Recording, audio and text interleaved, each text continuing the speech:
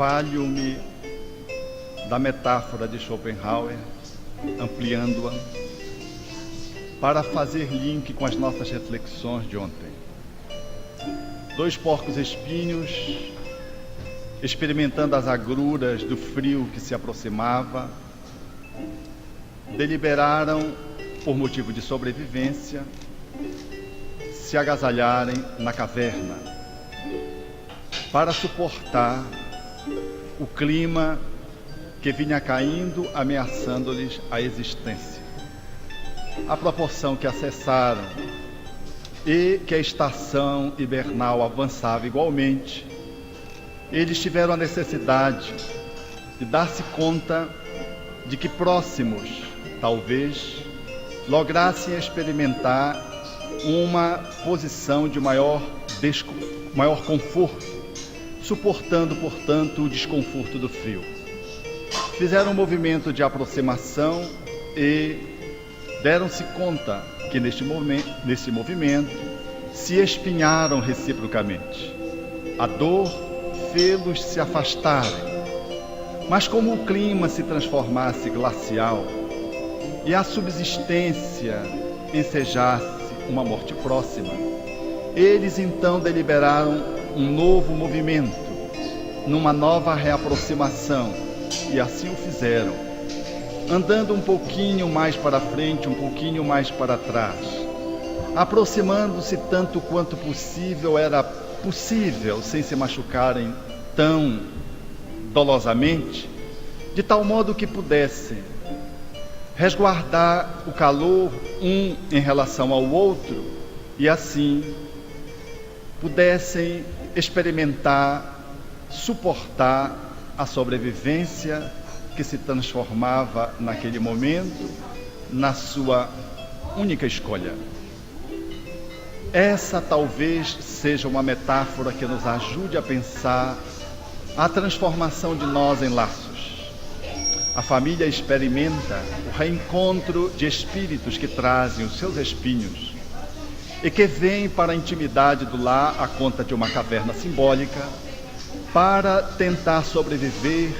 às estações que às vezes se fazem muito difíceis no campo da vida, determinando a frialdade, o enregelamento dos membros que compõem aquela prole, o clã. E há dois caminhos possíveis, pelo menos de escolha. Um, manter-se no isolamento, experimentar a fuga e a morte simbólica. E o outro, dando-se conta de que todos temos espinhos e não só o outro, fazermos um movimento de aproximação necessária para que possamos, diante do calor emocional afetivo, experimentarmos a possibilidade do processo da vida, da sobrevivência, da superação, do crescimento. Podermos assim, nesse movimento corajoso, que não descarta aqui e acolá dores, favorecermos uma unidade de tal modo que possamos assegurar no clã familiar essa interação na argamassa amorosa que permita que cada um, muito próximo um do outro, tenha suficiente calor emocional, afetivo, para experimentar a superação de todos os desafios que a vida nos convida no processo da reencarnação. Experimentando assim, nesse ousado movimento, de que, não obstante este sofrimento previsível, ele é muito menor do que o isolamento, a fuga,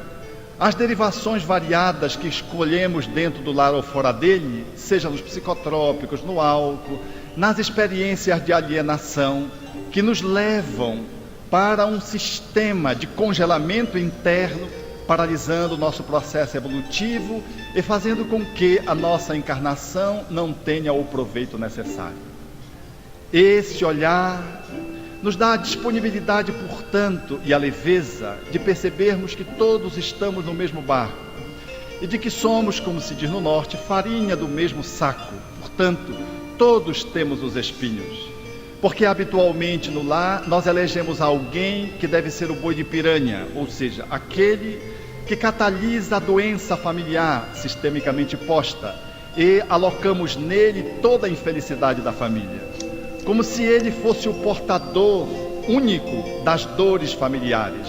como se ele unicamente fosse o portador de espinhos e nós outros fôssemos as vítimas.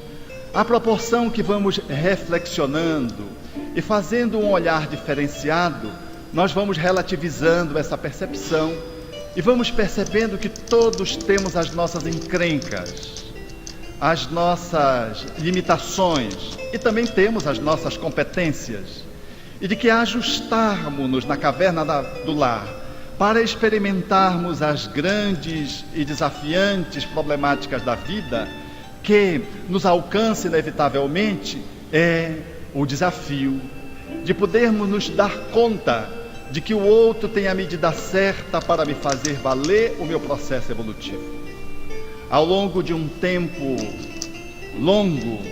eu tive a oportunidade de aquilatar isso na minha experiência pessoal doméstica, emergente de uma família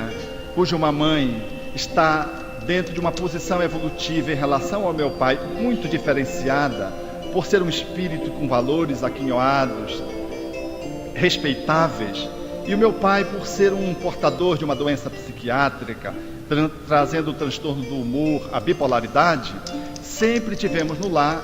que lidar com essa gangorra das crises que traziam para o lar os sofrimentos, as espinhadelas, os acúleos, e a minha mãe que entrava num processo balsamizante, procurando minorar aquilo que se revelava como dores inevitáveis.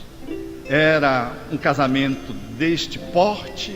uma linguagem de André Luiz sacrificial, por certo. Minha mãe, como um espírito mais superior, vinha resgatar o espírito da retaguarda, meu pai. E, o que era claro, ele não se dava conta, até hoje, não se dá conta dessa posição, porque aquele que está numa posição mais aquém não consegue entrever o mesmo que aquele que está numa posição no altiplano, numa posição mais superior. Tivemos em momentos hiláricos dentro da família, como por exemplo, a minha mãe num determinado momento dizendo: eu espero acabar a minha missão, quando as exigências do papai se faziam mais acerbas, e ela dizendo: eu espero concluir a minha missão para desferir o meu voo. Uma semana depois, nós experimentávamos o mesmo lance, o casal e nós, os filhos presentes, e o meu pai deitado no sofá, reclinando a cabeça para trás, olhando para o teto, disse assim: sabe, Ni, o nome da minha mãe é Eunice, carinhosamente chamada de Ni por ele. Sabe, Ni, eu estive pensando, e eu acho que eu vou aceitar ser seu esposo novamente na próxima encarnação. Como se estivesse fazendo o maior favor para ela. E todos ríamos naquele momento, inclusive minha mãe. E ele disse: do que vocês estão rindo? E ano passado, especificamente, eu fui me dar conta do valor que ele tinha na minha vida e na vida dos meus irmãos. Porque nós não só evoluímos com os espíritos que são titulados pelo enobrecimento e que reencarnam no lar. Nós evoluímos igualmente quando sabemos olhar os espinhos daqueles espíritos que trazem as deficiências, as dificuldades, e fazemos daquele lance uma possibilidade de autoencontro, de espelhamento, para fazermos as nossas superações. Há bem pouco, há um ano atrás, eu achava que a minha mãe era a heroína, mas ano passado descobri que o meu pai era um herói, porque a despeito de ter uma bipolaridade, um transtorno grave com vários internamentos, sofrendo eletroconvulsoterapia no seu início, que não tem toda a tecnologia da atualidade, era uma técnica muito grosseira, muito violenta, com vários internamentos, portanto, em unidades hospitalares, psiquiátricas, ele conseguiu estabelecer a composição de uma família de 8 membros, dando-nos o exemplo de retidão, de honradez, de honestidade, com todas as deficiências que tinha manifestado nas suas crises, com toda a dificuldade emocional, como só acontece em especial em estado grave nos psicóticos, com toda a dificuldade que tinha de comunicar a emoção ele nos legou, ao lado das experiências dolorosas, os valores do Espírito, demonstrando-nos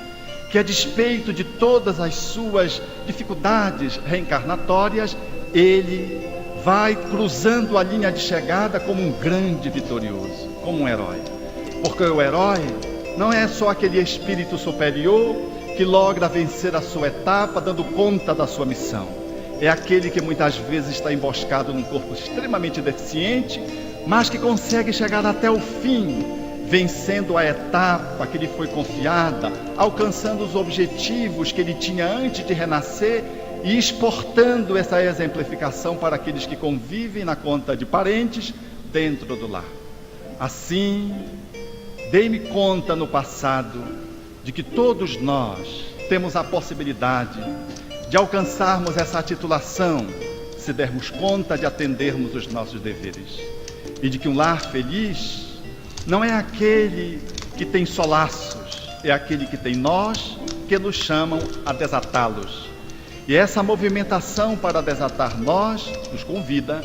para olharmos para os nossos espinhos, fazermos movimentos de aproximação calculados, carinhosos, sabendo que aqui e acolá há que ter ferimentos, mas é possível rever esses ferimentos, de que esses ferimentos, ainda que somados, eles são muito menores do que a tragédia da fuga.